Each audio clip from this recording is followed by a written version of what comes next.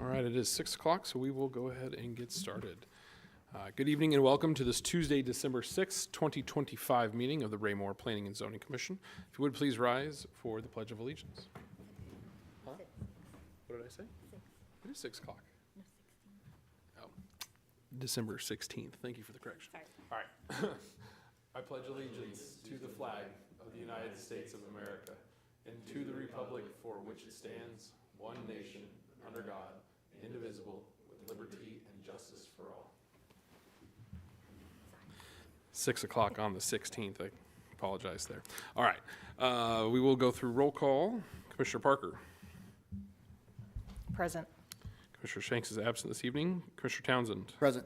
Commissioner Harrison. Here. Chairman Wiggins is here. Vice Chair Pfizer. Present. Secretary Smith. Present. Commissioner Kia is absent this evening, and Mayor Turnbow. Present. Thank you. All right, we do have 7 in tonight. Wonderful. We have no personal appearances scheduled, so we'll jump into item 5. One item, item A, for the consent agenda, the approval of minutes for the November 18th, 2025 meeting. Entertain a motion to dispose of this item, please. Mr. Chair, I move to approve. Second. Motion by Mayor Turnbow, second by Secretary Smith to approve. Any discussion? Seeing none, all in favor? That will pass unanimously, 7-0. Thank you. Moving along, tonight we do have one item of unfinished business. Item A, the election of officers, which I will turn it over to city staff. Thank you, sir. As we mentioned at your last meeting, we were working through the process of having 2 of our commissioners reappointed, so we have completed that. So the rules and procedures for the Planning and Zoning Commission would say that in November, the board shall appoint the slate of officers for the upcoming year. And so currently, just to kind of remind you all of the current slate, the chair of the commission is Commissioner Wiggins, the vice chair position is held by Commissioner Pfizer, and the secretary is held by Commissioner Smith, who was just elected in August, who filled the vacated position of Commissioner Peterman. And so we would be looking for a motion by the commission to elect either the current slate and re-elect that slate for the upcoming year, or if there's new commissioners that wish to fill any of those roles for the upcoming year, that is an option as well. Would just like to remind if there's any nominations that are made to make sure that that person would accept the nomination prior to voting on that. So if there's any questions about any of those roles or responsibilities, I'm happy to clarify those. But I'd like to move forward with appointing that slate for next year. Very good. Thank you, Mr. Gress. I would entertain any nominations or recommendations from members of the commission. Yes, sir, Mr. Townsend. Yes, sir, Mr. Chair. If there's no other nominations, I move that we approve the current slate of officers. I would second that if they're willing to serve in those roles. Secretary Smith, would you continue to serve? Yes. Vice Chair Pfizer? Yes. I'd also be willing. So we've got a motion by Commissioner Townsend, second by Mayor Turnbow. Any discussion of the officer election of officers? Seeing none, all in favor of the motion? That would pass unanimously, 7-0. Thank you for the motion and thank you for the vote of confidence. As a quick follow-up, the other item we will have for you here soon, we're wrapping up the 2026 meeting calendar. So here, probably next week, we'll be forwarding that ahead of the new year that has all the meeting dates for you all to have on your calendar for 2026. Very good, thank you. So that'll conclude unfinished business, which takes us into new business. We have one item, item A, case number 25017, 7 Brew Site Plan, Raymore Gateway, lot number 2. And at that, I would turn it over to either the city staff or the applicant to present the case. I think we'd like to have the applicant come up and make presentation first. Please state your name and address just for the record. Thank you, Chair, Commission. Wade Harden with P2 Brew, or 7 Brew, 721 Forest Circle, 73093. Also here this evening, we have Jason Pullman with P2 Brew, and then Andrew Wilson with Cedar Creek, our civil engineer on the project that prepared the site plan. I just want to take a quick minute also to thank city staff. They've been helpful in putting together this agenda item, spending time with us to get to this point. We're here before you this evening asking for your approval of the site plan. This is a use by right that we believe fits well within the context of the area. There's a lot of surrounding light retail as well as big box retailers. Next door, as you're aware, I think the commission, probably within the past year plus, approved the Chick-fil-A site that's next door to our site or proposed site. When reviewing the criteria in the staff report, specifically from section 470, 160 of the UDC, we believe that we meet or exceed the requirements of the UDC. And I've just kind of quickly, I'm not sure if this will work here, let's see, quickly run through and bullet pointed the comments, I guess, or the six criteria within the UDC that's mentioned in the PowerPoint, or in the, the presentation. So the first one is balancing landowners' rights to the use of their land with other rights. It talks about noise. I mean, our operation will comply with the city ordinance. Talks about smoke. There's no smoke created. Obviously, with our daily operations, no noticeable vibrations, fumes, no dust, no odors. Operations as far as glare will comply with the city ordinance. And then stormwater, we meet the requirements. I think this site was originally accounted for with stormwater with the Chick-fil-A when that was developed. And then we also are providing a separator, I believe, by city requirements as well. And moving on to 2, the convenience and safety of vehicular and pedestrian movement within the site in relation to adjacent areas and roads. This is a typical 7 Brew site. We have 500 plus of these around the country. It's very similar to this. We have drive-through and we accept walk-up orders. We do have a pedestrian connection here. We believe that stacking is adequate. We have more stacking than we probably need from a standpoint. Typically during our peak hours, we'll have 14 plus cars in a stack. And so we can easily service in excess of 16 cars on this site. Moving on to 3, the adequacy of waste disposal methods and protection from pollution of surface or groundwater. We have a standard solid waste enclosure, traditional removal of solid waste, and then again, the stormwater, we have a separator proposed in regards to the requirements of the city ordinance. So again, I believe we meet that.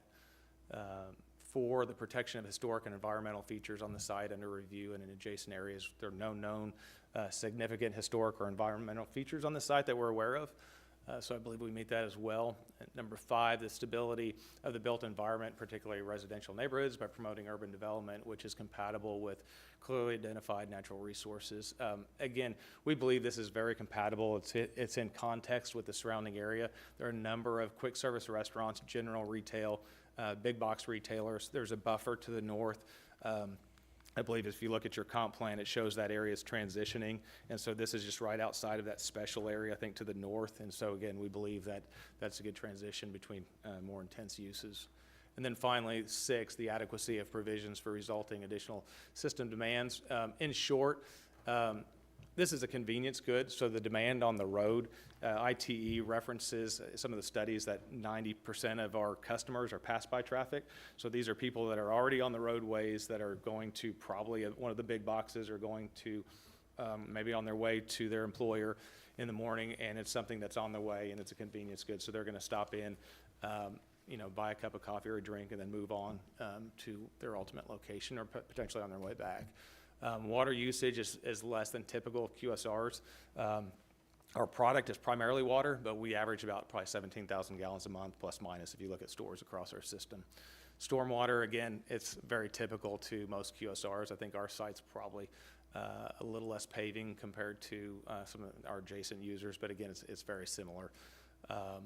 Sanitary sewer usage, again, majority of our sites, majority of water is actually leaving our site in the way of drinks or other landscaping irrigation. So I'm estimating here, but it's approximately 40% of our water usage goes down the sanitary sewer system. So it's a very, very low impact there from that perspective. And then I see this as an infill site. The site's already been developed from an infrastructure perspective, so everything's there. So again, I think I see this as really infill development. I think it suits well for what this is. And then last of all, just kind of touch on, I think there's another item in the staff report that talks about an adjacent lot. So we've agreed to improve the adjacent right-of-way to a full street with the I'm going to call it a hike and bike trail, or an 8-foot section of sidewalk, as well as the landscaping and lighting for that. So we understand there is an adjacent lot But again, it's nothing of our doing or our making. It's not something that's self-imposed. So while we understand that is there, I believe that's a making of the taking of the right-of-way. I assume the right-of-way, there's a sale or a purchase from the city that created that lot. And so again, just kind of bringing that up. I don't think that's something that, it's not self-imposed. We also don't believe that that's a criteria that's necessarily relevant here. But we'd be happy to answer any questions you might have in regards to it, and we're asking for your favorable vote this evening. Very good. Thank you, sir. Any members of the commission have any questions for the applicant before city staff gives their report? I may reserve a couple of questions till after staff report. Yeah, of course, Okay. absolutely. All right, thank you. Yeah. All right, Mr. Gress or Mr. McCumber.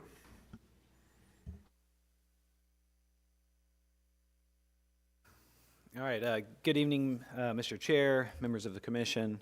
Before you is a development services application this evening submitted by the applicant Jason Pullman of P2 Real Estate LLC on behalf of the property owner Realty Income Corporation. This is for a site plan for the Seven Brew. It's located at the northwest corner of Westgate and Foxwood Drives, legally known as Lot 2 of Raymore Gateway. The property is currently zoned C2 General Commercial. Surrounding the property to the north is some R1 single-family residential and C3 regional commercial zoning. To the south and east are C3 regional commercial, and to the west is C2 general commercial as well. The lot in question tonight is roughly 0.68 acres in total size. Back in 2025, earlier this year, the City Council approved the Raymore Gateway Final Plat, which established lots 1 and 2 of this development. The proposed use for the Seven Brew under the Development Code is a drive-through facility. The site plan that we're reviewing this evening does meet the special use standards of the UDC regarding vehicle stacking spaces for drive-through facilities. Parking standards are being met as well. In terms of landscaping, while this isn't a typical kind of corner lot setup, as the applicant had mentioned, there is going to be treatments done to the west side of Westgate Drive with some street trees. I think there's going to be installation of some street lights and then an 8-foot sidewalk that was originally planned with the Westgate Drive road extension, and so those would be completed out as well as part of the project. In terms of signage, they are indicating that there would be a monument sign out on Foxwood towards the front of the property within kind of a landscaped bed area. We would expect also to see some sort of wall signs and signs for the parking lot circulation as well to come forward with a future sign permit request, but not necessarily tied into this site plan review. In terms of site access, there's currently sidewalk that exists along Foxwood Drive, and there would be a new sidewalk segment, as previously mentioned, headed north along the west side of Westgate.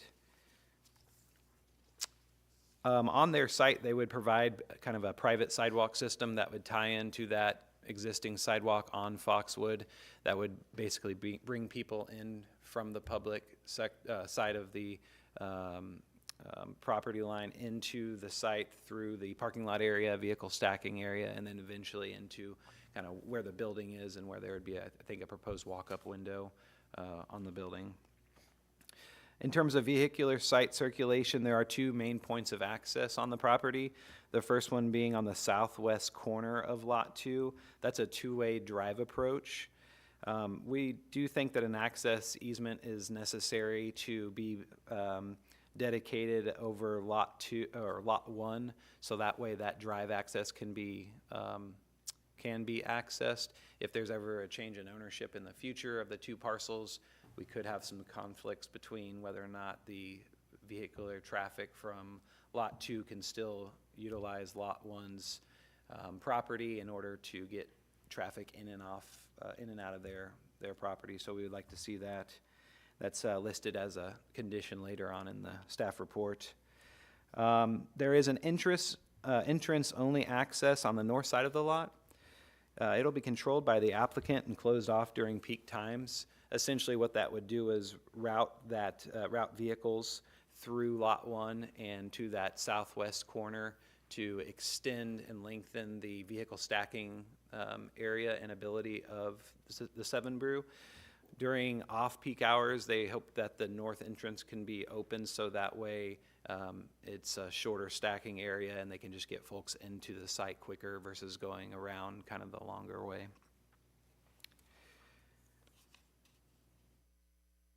So kind of stepping back and looking at this project from a glance in the property and its platting. Previously, there were incentives for the building demo of the former commercial building that occupied the property, and that also includes some public improvements, as well as advancing the extension of Westgate Drive to improve traffic circulation, safety, as well as access to these adjacent properties. Westgate split the platted property and resulted in creating that remnant parcel that's mentioned in the staff report to the east of this Lot 2. There has previously been effort to try and combine Lot 2 and that remnant parcel of land together to kind of hopefully create a more productive use of land at kind of this new prominent intersection in the city. Like, for instance, a small multi-tenant building, which is a building type that was identified in our comprehensive plan's commercial market analysis as we kind of have a pent-up demand for it. We don't have a whole lot of that new product today, so that is a building type that we had been looking for at this site. If approved, the remaining land does become essentially undevelopable between that remnant tract and out to where the city right-of-way is. The concentration of drive-through land uses has and continues to kind of define Raymore's front door on 58 here. There are some conflicts with the comprehensive plan and the UDC goals of balanced growth and reducing traffic congestion.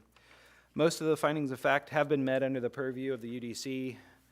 However, the project does conflict with long-range planning goals and redevelopment efforts in the city. Given the city's desire to promote more cohesive development in this area, including advancing the construction of Westgate Drive and utilizing sales tax incentives to assist in clearing the site for redevelopment, staff does feel that the consideration and effort should be given to encourage the use of a larger developable area for a more economically productive land use and building form. As indicated in the comprehensive plan, this property is part of a larger activity center, which typically is developed through a master plan and not several individual lot developments.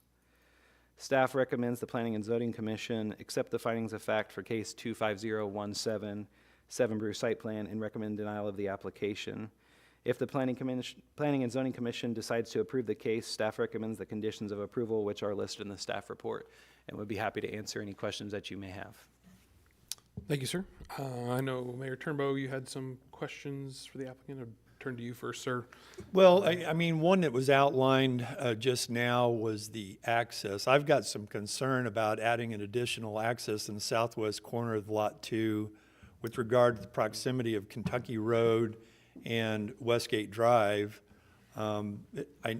Adding additional ingress and egress points concern me, given the congestion of that area already. In and outs, no restrictions as to right in, right out, or any of that nature was discussed. I didn't know if that was a design consideration, if approved on that piece of property, if that is a right in for westbound traffic on 58, right out onto westbound 58, rather than just any direction exit at that point. Can you clarify that? Yeah, so that southwest access point isn't off of 58 Highway. So it's on the southwest corner of this lot that's shared between Lot 1 and Lot 2.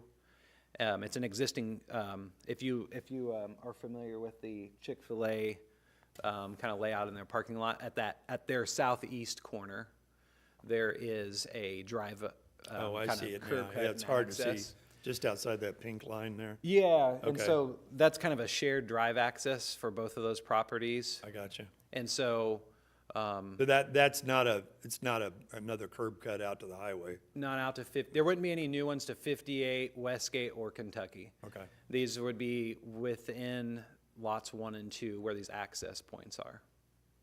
Okay. Now, we were mentioning that particular access, that we have some sort of access easement platted on the east side of Lot 1, so if the ownership were to ever change, like, that's still accessible and couldn't be closed down, something of that nature. We don't believe that there's any sort of agreement in place at this point to handle that in the future if that ever becomes an issue. Okay. So we would like to see that, but there are no new accesses directly to those surrounding public streets. Right. And And, if I and could- of course, my other question is, or concern, and maybe you can comment a little bit further on it. But we work very hard on this comprehensive plan, and to have two areas of balanced growth and compatible growth to be areas of concern by staff gives me pause for concern as well, given how much work we put into the comprehensive plan. Would you care to comment on that, or even the developer comment on those, on our blueprint for 2045, as highlighted here in our report tonight? So as staff, I can give a little bit of background on our comprehensive plan. As the commission knows, we just adopted that here earlier this year. It was probably about a 4 or 5 year project between our initial public engagement efforts and kind of the plan adoption. So a lengthy process that staff went through. And one of the things that you'll find in this report compared to, previous years is, within that plan, there are a lot of goals and things that were voiced during those community conversations that were then turned into these higher overarching action items and goals for the city to kind of look at and achieve through implementing our development plans and development goals. And so you'll see in the staff report, we felt it was appropriate to reference those because that is the most recent document that we adopted that's supposed to be guiding this development.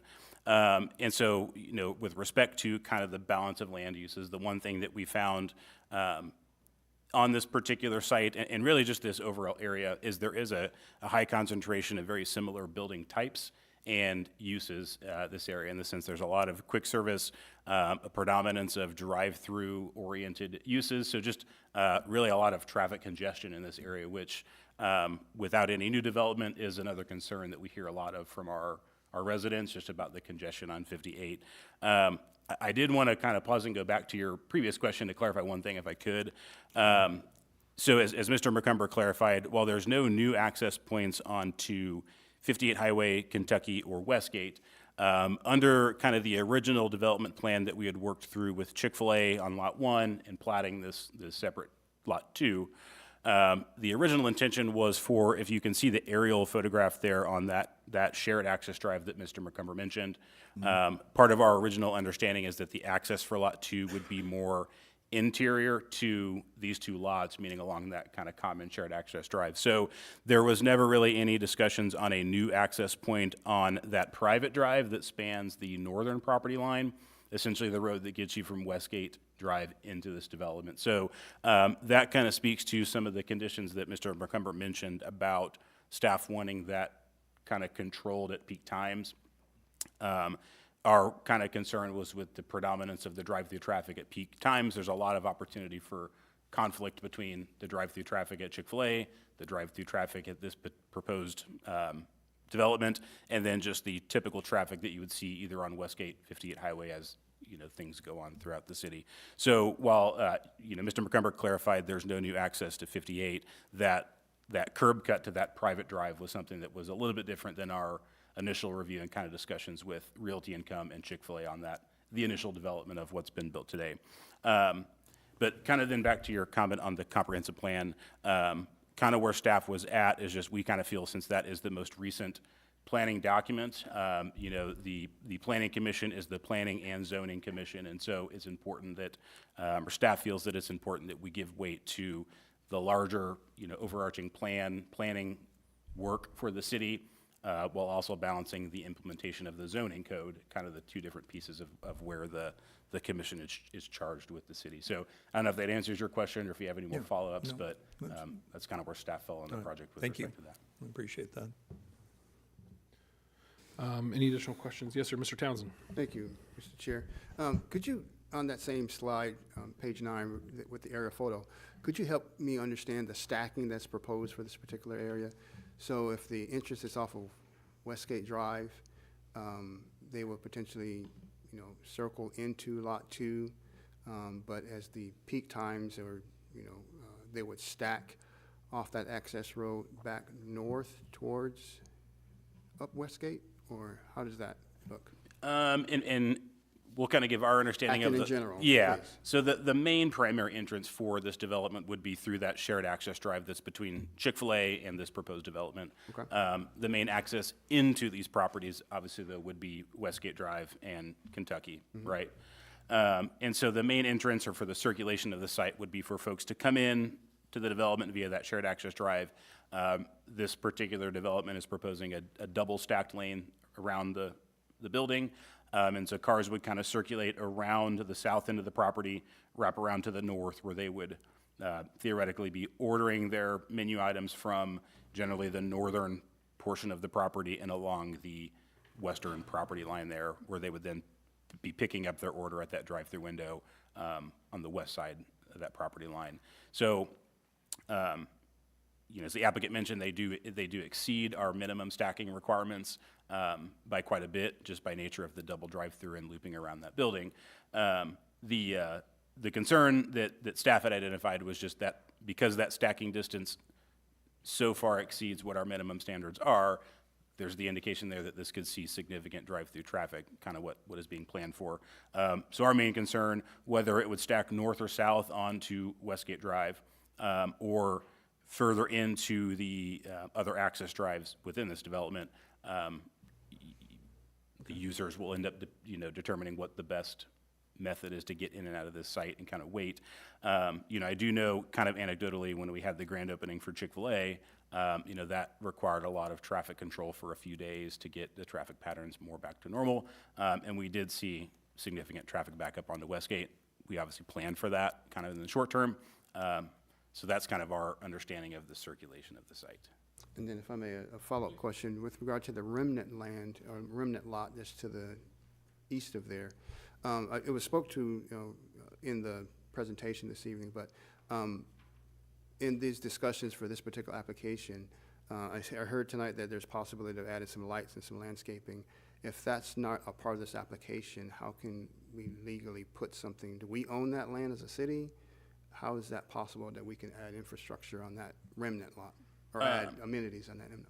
So if you go to page 9 in your staff report, the aerial photograph, the area in green is kind of what you're asking about. Yeah. So you'll see within that, it's kind of divided into two parcels, if you will. The point, or the arrow that's pointing to the remnant parcel of land, that is a privately owned piece of land that's owned by the developer of the land adjacent to this property. But the city did acquire kind of a larger portion of right-of-way when we built Westgate Drive. So the improvements that the applicant and Mr. McCumber talked about, the landscaping and the sidewalk and the streetlights, that would be occurring in the right-of-way, not on any private property. Okay, so that interior portion of that green is the remnant lot that we're talking about for that particular That's trails and lighting and such, but it still will leave that unbuildable portion to the east of there. Okay. What has been the, with this applicant and others, of trying to develop or put something there that encompasses the full area, or at least that didn't create a remnant residue land that's unbuildable? Yeah.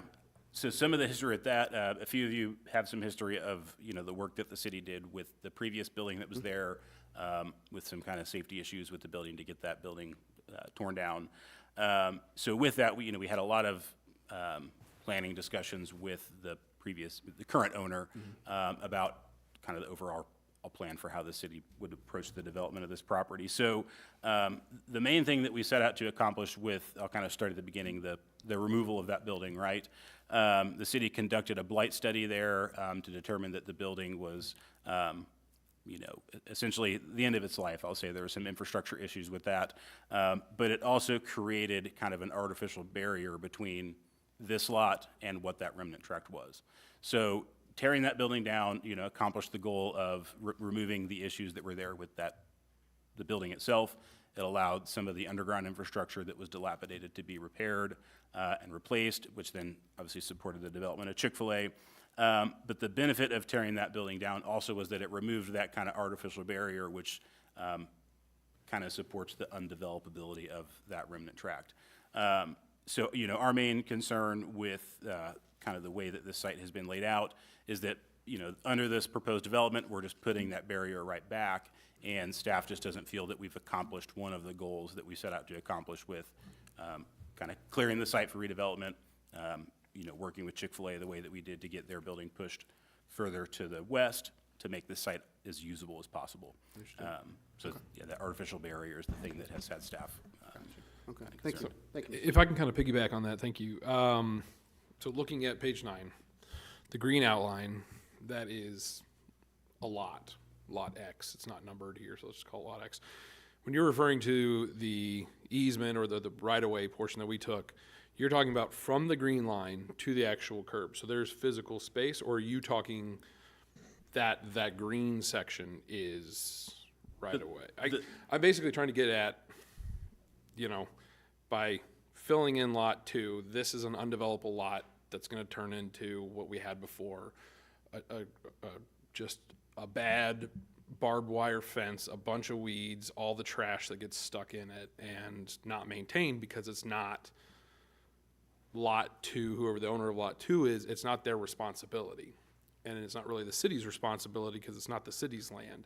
You said it is the landowner, the current landowner, so that becomes an unusable lot that the landowner, whether they live here or not, as we have massive amounts of problems of non-resident landowners in the city taking care of their property, we now have a piece of property that's just gonna go back to filling with garbage, filling with weeds, completely undevelopable, undevelopable, yeah, you know what I'm saying. So am I understanding that correct then? So the drawing on that, the page you've referenced, the green area that's outlined is a combination of that privately owned remnant tract and the city right-of-way. So a little bit of both. Yes, so, and it generally splits right down the middle of that green. So kind of the outline. blackish, the dark gray line that Yes. kind of runs through the middle. Okay. Yep, so that long skinny parcel is half privately So owned. to the east is right away, to the west, again, a 15, 20, 50 foot, whatever, section of undevelopable That's correct. land. Yes, sir. Unless it was bought into this lot,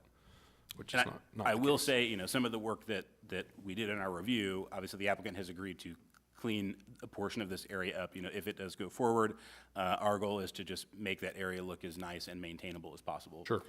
So within the right-of-way, they've agreed to install the trail that would have been required with the future development of this area, the landscaping. When they tore down the old commercial building, they did clean up some of those trees and some of that chain link fence that you mentioned. But yeah, just to kind of clarify, that green box includes all of the remnant land that we have. Very good. Mr. Zer, did you have a question, sir? Mr. Gress makes a good point. The notion here is that, in fact, approval may well create this undevelopable lot that has limited valuation at the end of the day. Still going to fall on the property owner to maintain that. We still have code provisions that will allow us to enforce at those locations. But you're correct, it does identify a creation of a lot. I'm not so sure the applicant necessarily is responsible for that, but from an overall planning perspective, a global perspective, that might be a consideration. Okay. Mr. Chair. Sir, Mr. Mayor.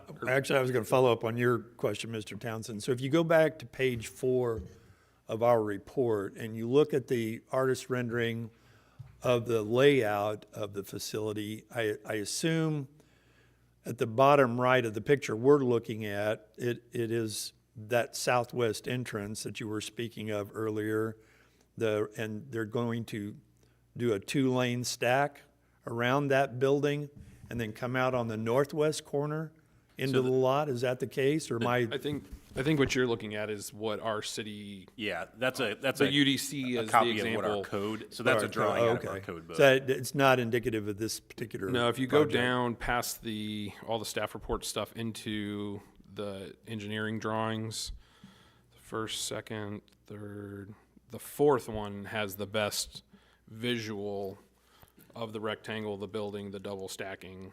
So in the larger 38-page PDF, it'd be page 25 Okay. or 26, those both provide. But that does show, to your comment, the southwest quote-unquote entrance. Oh, I see. Where Yeah, traffic would and have then to come drive to- through Chick-fil-A's And I parking see the lot. drive David was referring to earlier coming out on the north end. Okay. And then there's single up at the north, which would be Yep. controlled by them. Got it. Sorry about that. No worries. Mr. Townsend, you had another question, sir? Oh, thank you. And I think the page that you pointed us to kind of answered the question. So I was curious with the lighting and the trail, if it would be on an interior portion of the green area, or would it be more closer towards Westgate Drive? But if I'm looking at these renderings, what I think are symbology of lighting, it looks like it's along Westgate. Am I correct in that? Correct, yeah, we worked with Public Works to ensure that they were going to be at the appropriate location for street lighting, as well as the location of that 8-foot sidewalk. So we're on the other property owner's property, putting in city street lights in a trail Yeah, within the right-of-way? within our right-of-way. Yes, yes, sir.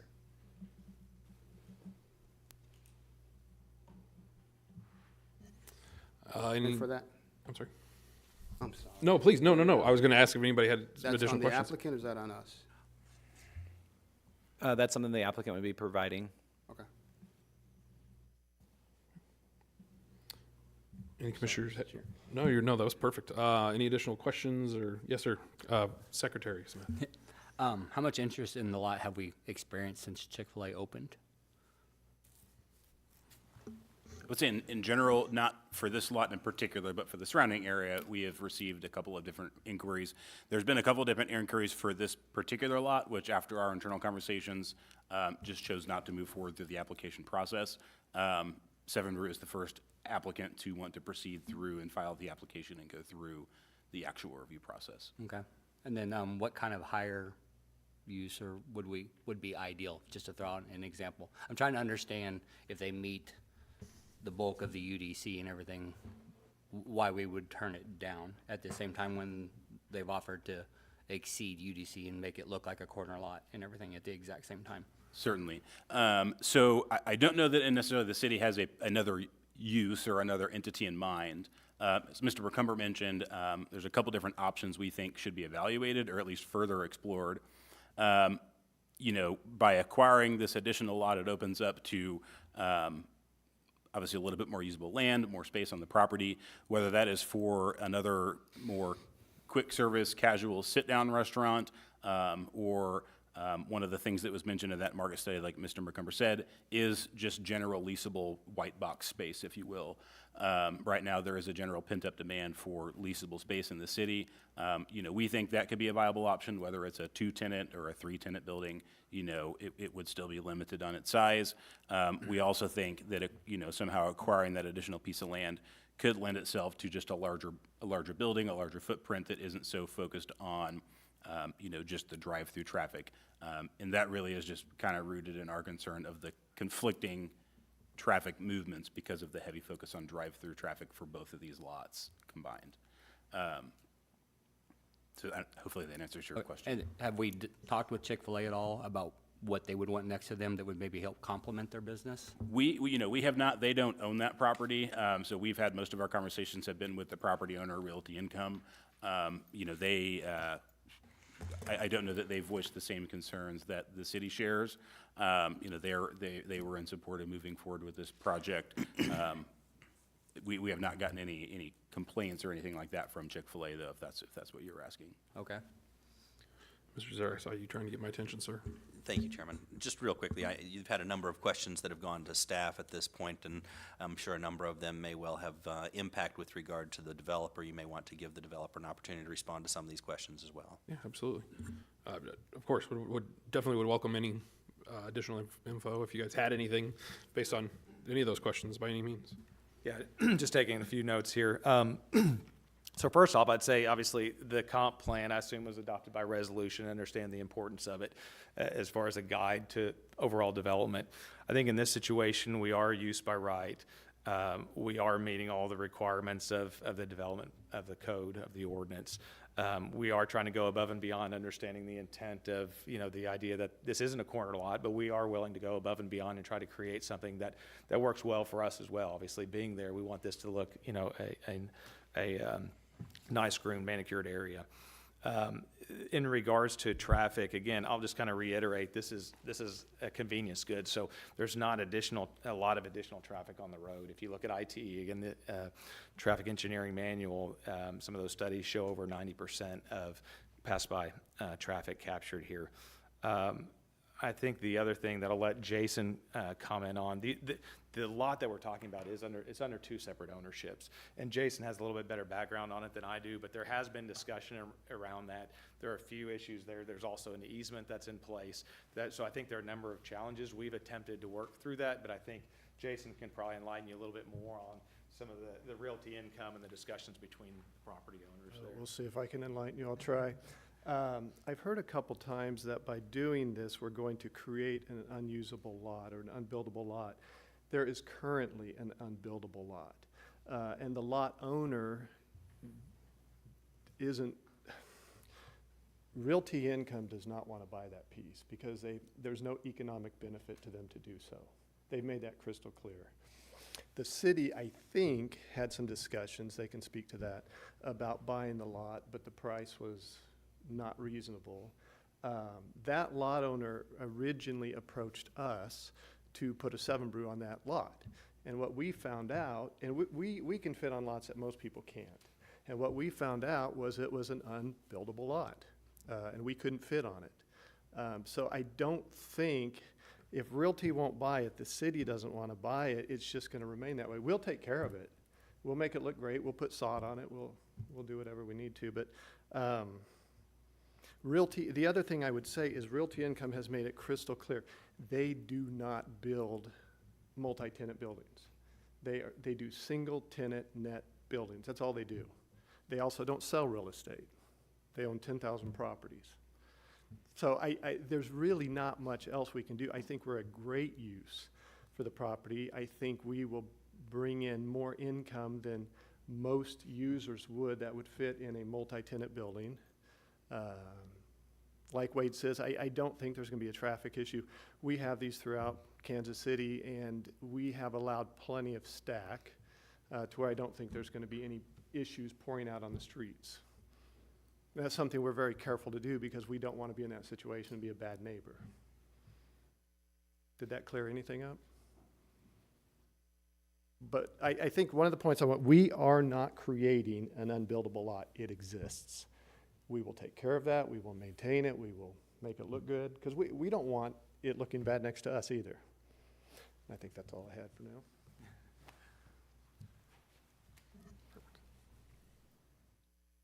Yeah, I don't think I had anything else. I was just looking at my notes, but appreciate it. If you have any other questions, I'd be happy to address them. Does anybody have any other applicant questions while they're up here? It's probably just staff question, just to clarify. Two things that were stated, kind of a couple of times, use by right and unbuildable lot. Unbuildable from a terrain topology or unbuildable from a size or zoning or whatnot. Can you kind of clarify those two? That lot that exists there to the east side is unbuildable based off of its size.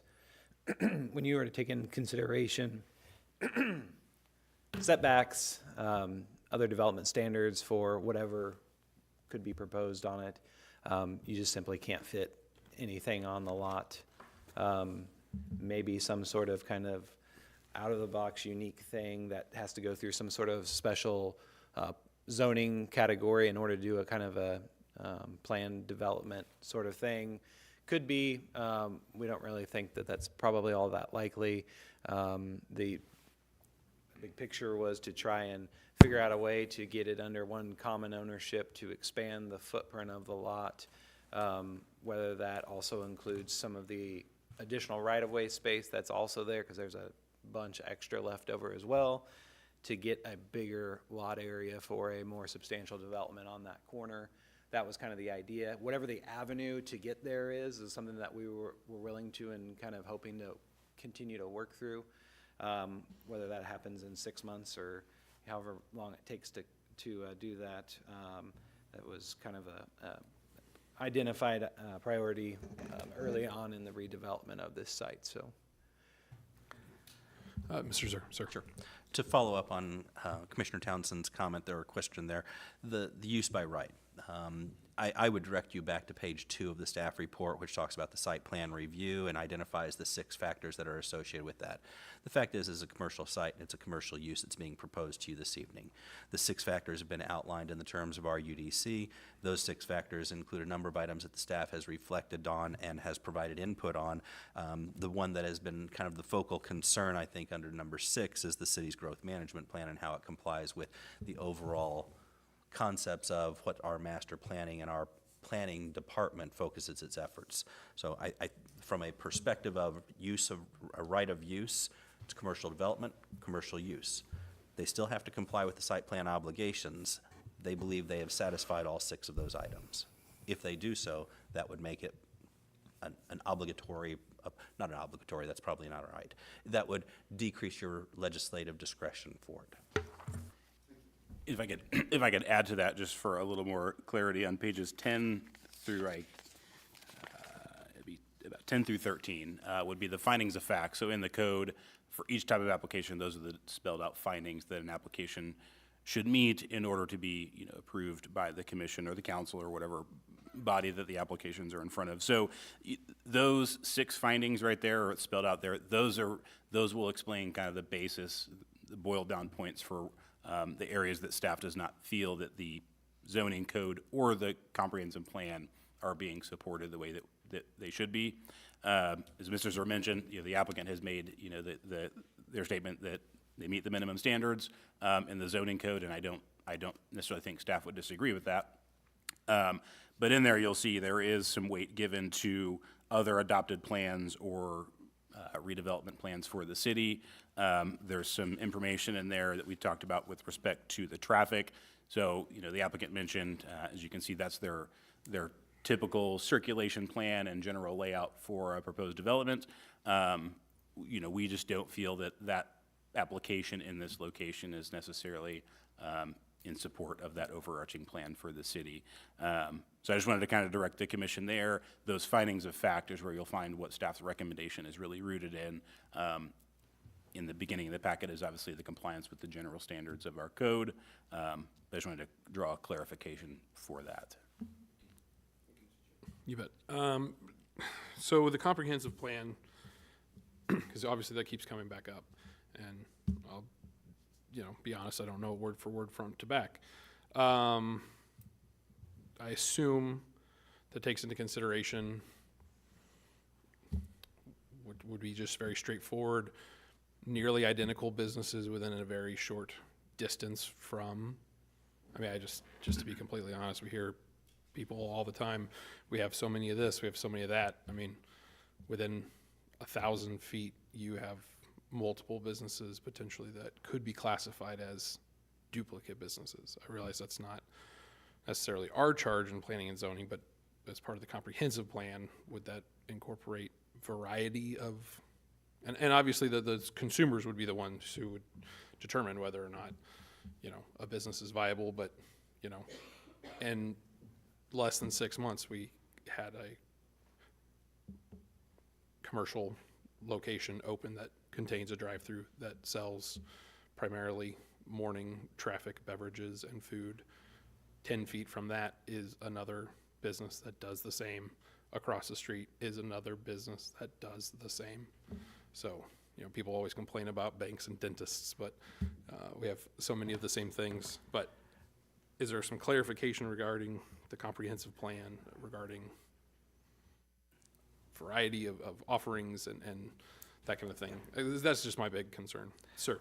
So your determination this evening is not based upon economic determinations. Correct. Your consideration this evening is not based upon anything associated with any competitiveness that might be within the city for Raymore on any of these items. That is outside of the purview and your consideration. Understood. Okay, just want to make sure. But I'm looking for clarification on the comprehensive plan as far as taking into consideration what offerings might be already available to citizens. So page 8 and 9 in the staff report is what kind of provides information on the alignment with the comprehensive plan. So the 2 goals that we pointed out were balanced growth, compatible growth. Balanced growth, our position is it doesn't really focus on the fact that this is a coffee shop. Coffee shops are permitted uses in a commercial zoning district. When we talk about balanced uses, our focus is more on the focus on automobile drive-throughs, and really particularly in this one, its only use is a drive-through. What you'll find in the code, it provides the minimum stacking distances and things like that. Our review of the code is that provides guidance for a drive-through when it is accessory to a commercial use. So you can go into this business, you can sit down, you can order food inside, or you can drive through the drive-through. And so, we just really focused on the concentration of drive-through oriented businesses in this area of the city. So whether this was a coffee shop or a drive-through oil change place, I think staff would feel the same way about that, just based on the auto-centric use in that and our concerns on the traffic. With respect to the compatible growth, the intent there is to support new development that's in line with the city's priorities. The basis for that is that the city, conducted and paid for a blight study to help move the needle on the redevelopment of this area of the city.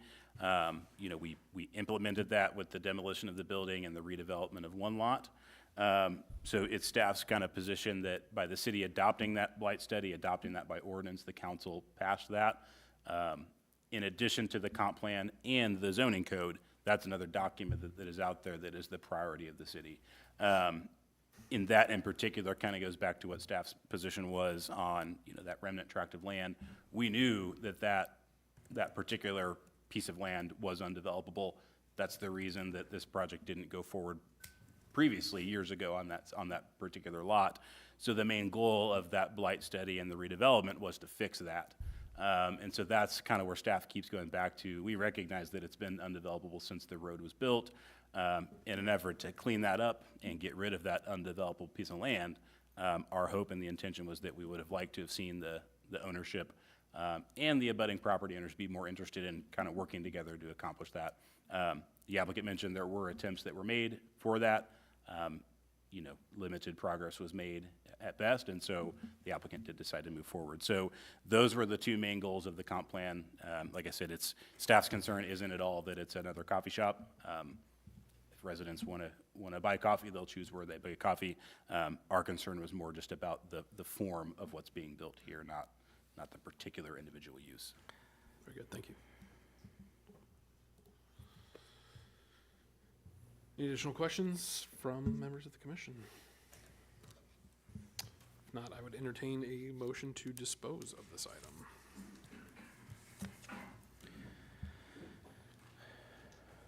Here, Yes, sir, Mr. Townsend. I move that the Planning and Zoning Commission accept the findings of facts for case 25017, 7 Brew site plan, and deny the application.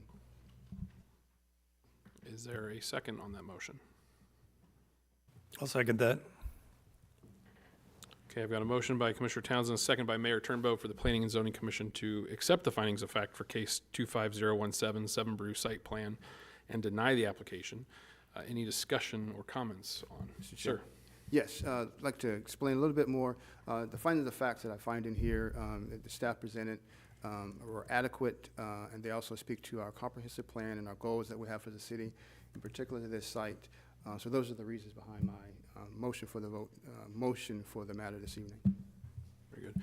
Any other discussion or questions, inquiries? Very good. All those in favor of the motion as presented, please raise your hand. 2, 3, 4, 5. Just a second, please. 2. One more time, I'm sorry. Is that everybody? Okay. Were you up? You were up. Very good. Pfizer. Turnbow. Opposed? Very good. And no abstention. So the denial will pass 5-2. Very good. Thank you. As is typical, anybody that is opposed to a vote, we always welcome the opportunity to say anything if desired. I personally don't have any comments at the moment, but Secretary Smith. I think on this one, the city always does a good job of informing us. This has been one of our longer, more discussed meetings and everything, and I do appreciate that. When I look at it, it seems like the applicant is meeting all the obligations and everything and exceeding them. And typically, we're in a position where you're bringing us justification for variances.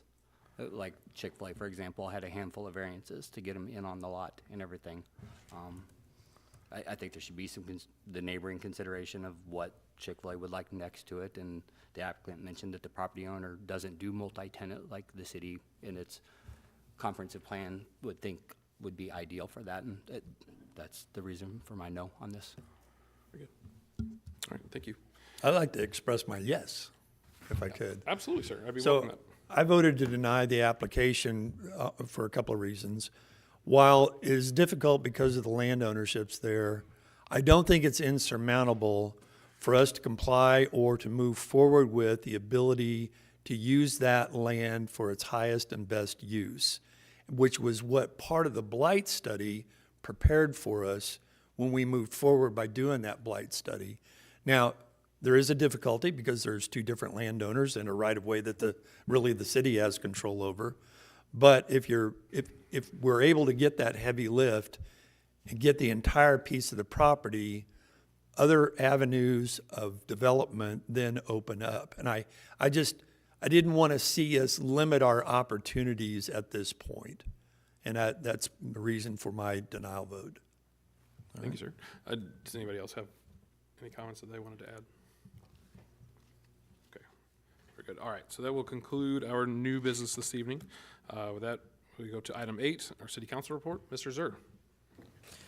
Thank you, Chairman Wiggins. I'm happy to report this evening with regard to the City Council meeting that occurred on December 8th. At that meeting, there were 2 items of interest for the Planning and Zoning Commission that I will report upon. The first, they were both new business items. The first one was a rezoning public hearing that occurred for the 1012 South Madison Street, moving it from an R1 to an RE designation. This came before the Planning and Zoning Commission on November 4th and received unanimous approval. This was basically the property located in the Dutchman Acres subdivision, seeking to have it changed from the R1 designation of simple residential to the rural estate district. That had its first reading and first approval by the council on the December 8th meeting. After that was the Good Ranch Tract 12, which was the Federal Record Storage Facility rezoning. That was BPP-A to a BPP public hearing. And again, this is the Tract 12 of the Good Ranch, moving it from an agricultural to a business park planned district overlay for the purpose of accommodating the Federal Record Storage Facility. You all had the opportunity to review that at the November 18th Planning and Zoning Commission meeting and received review and approval for its first reading at the City Council level on December 8th. That would conclude my council report. I'm happy to provide any additional input you might have. Thank you, sir. As always, Mayor Turnbow, anything to add to this? Nothing to add. Thank you, sir. That turn it over to Mr. Gress for the staff report. Thank you, Mr. Chair. 2 things I wanted to provide some information on. I emailed you all, I think, last week about meeting in January. And so it looked like most of you were available for a possible joint meeting with the City Council. I think I had reported a couple meetings ago. Staff has been working on some new residential design standards, some anti-monotony ordinance work. So we've shared some of that information with the City Council. We are now prepared. We generally have that in its ordinance format of what you may all see if we move through the UDC adoption process. But we think there's value in bringing you all together with the City Council on the 5th, just to make sure everybody's on the same page and kind of understands what staff has prepared. So given that you all predominantly were available, stay tuned for an update and kind of a meeting agenda to follow for January 5th. We do, as I mentioned, we'll be sending the calendar out for 2026. January 6th would be a regular meeting of the commission. I don't believe we have any applications that are ready to move forward for that, so we may end up canceling that meeting. We'll confirm that here shortly, and we probably will have a reason to meet for the second meeting in January. So we'll follow up with a summary of all that to you all so you can kind of get it on your calendars for the new year. The second item I wanted to bring to your attention, I shared an update with it last night with the council. On your computers, you'll see there was another tab that I had opened at the top. I wanted to provide some information to you all to kind of peruse at your convenience. For the past 6 years or so, we've had a development activity map that is a public map. It's where residents can go and kind of understand what projects are being proposed and going through the process in the city. The last 2 years, though, we've had some technical difficulties, some lack of support with our mapping software. So we scrapped that old map and we just finished rolling out the new one. And so take your time to kind of peruse through that. I kind of explained last night to the council some of the improvements to it. The first of which is just easier to display the information. As you can see on that homepage, we now can delineate between private development projects and city capital projects. Previous map was pretty cluttered when it came to that. You can also better attach meeting information, so different plan documents or drawings or staff reports, whatever the case might be, to make those available to the public in addition to what would be posted on, Civic Plus and our agenda management software. The main point of that, though, is to make sure folks understand what public meetings are coming up, what Good Neighbor meetings might be coming up, and just more information about what's going on in the city. The third item and kind of the final improvement there, the last application was limited to just development projects. You can now, if you zoom in close enough to like your neighborhood or an area of the city that you're interested in, you can see any building permits that have been issued by the city, and that includes any type of building permit. So a fence, a sign, a new water heater, a new home being built. So just more information, real time, we can get out to our residents about stuff going on, the better. So feel free to look through that. There was a couple questions last night that we're still looking into, maybe some improvements to it. So if you all have any questions or any suggestions about things, feel free to reach out and let us know, and we look forward to keeping that map up to date moving forward. So that would conclude staff report. Thank you, sir. I'll turn over here. Ms. Lee, anything from your department? No? Mr. Perry? Nothing to add tonight, thanks. Very good. All right, so that'll take us into our public comment portion. We now welcome if any members of the public would like to come forward and make any comments. We welcome you to do so at this time. Seeing none, we will go into commission member comments. I will start to my immediate left with Vice Chair Fizer. Okay, I'd like to thank staff for all their preparation and information. We had a lot of questions, and I think we got a lot of information tonight. Also, just want to wish everybody happy holidays. Commissioner Harrison? I'd also like to say have some great holidays and be safe. Secretary Smith? Just going to reiterate the happy holidays part. Commissioner Townsend? What they said. Going to continue on this side. Ms. Parker? Well, I'll say happy holidays as well, but in addition, I want to say congratulations on getting this application in place. I think this is really good with the maps. Getting an improved application installed is really helpful, so this is nice. Thank you for sharing that. Mayor Tumber, sir. Mayor Turnbow, sir. Yeah, just Spoke too wanted fast. to say thank you to everyone that showed up to the mayor's Christmas tree lighting. It was another successful year. The tree looked great. They make me look great, so it was a lot of fun. I had a Tiny Tots flag football team help me turn on the lights this year, so that was a challenge, corralling all those 6-year-olds together. But it was a lot of fun. It's pretty cute. But thank you all for being there that showed up. And thank you to Seven Brew for your interest in our community. I know that west gate, I know why you're interested in that. It is the entrance to our community, and it is heavily trafficked, and I understand that. I won't reiterate what I said in my comments previously because of my vote, but that's the way I feel that there is a way for us to pull that together for the highest and best use. I'm sorry I went that way tonight for you, but I just wanted to thank you again for your interest in our community. That's all I have. Thanks, sir. I will note, I noticed the Raymore Parks and Rec first and second grade championship team, Hulk Smash, did not get asked to help you flip the light switch, so. Yeah, we didn't want to break the switch. The like 343 to 40 first and second grade flag football team that my boys were on would probably have been happy to help if they needed. With that, thank you to staff, thank you to the applicant, everybody for being out here and the information. I wish everybody a Merry Christmas, Happy New Year, or whatever holiday festivities you participate in. January 5th, we will assume have our joint meeting. So I look forward to seeing everybody after the holidays. And with that, I would entertain a motion to adjourn. So moved. Second. Motion by Mayor Turnbow, second by Secretary Smith to adjourn. All in favor? We are adjourned. Thank you very much. Have a wonderful evening.